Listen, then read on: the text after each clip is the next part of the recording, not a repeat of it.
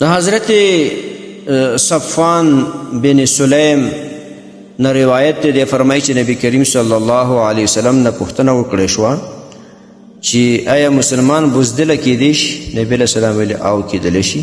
مسلمان کې دا کمزوري کیدی شي چې هغه بزدله وي، ویریدونکی. بیا یې پوښتنه وکړه چې آیا مسلمان بخیل کیدی شي؟ و مسلمان بخیل هم کیدی شي، دا کمزوري هم پکې راتلی شي. بیا ورته ویل چې د الله رسوله مسلمان دروغجن کیدی شي چې دروغ وایي؟ نبی علیه السلام ورته ویلي نه، یعنې ایمان سره دروغ داسې شی چې دا د ایمان سره نه جمع کیږي. د دې حدیث روایت بیهقي په شعب الایمان کې کړی. محترم مسلمانان ورونو، دې حدیث دا خبره معلومه شوه چې دروغ دی بدترین شی دی. دروغ ویل ډېر بد عادت دی، ډېره سخته ګناه ده. نو صحیح ده دغه بعضې اعمال د بخیلۍ صفت یا د بزدلۍ چې سړی بزدلی ویریږي، دا مسلمان کې راتلی شي، کمزوری دی.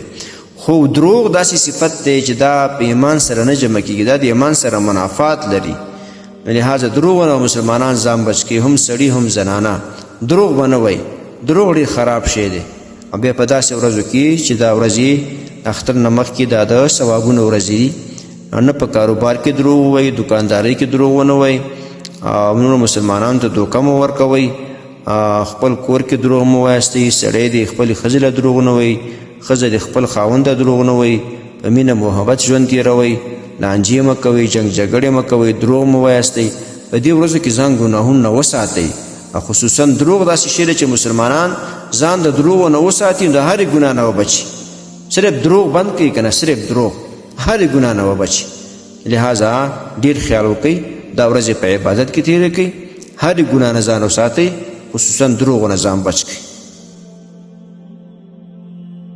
محترمو مسلمانانو ورونو، تاسو ته چې کوم روزانه د حدیث د مفهوم راځي، نو د مهربانۍ او د ثواب له مخې نورو مسلمانانو ته لیږدوئ او شیر کوئ. والسلام. د دیوبندي مسلک حنفي کاروان سټوډیو لخوا وړاندې کیږي.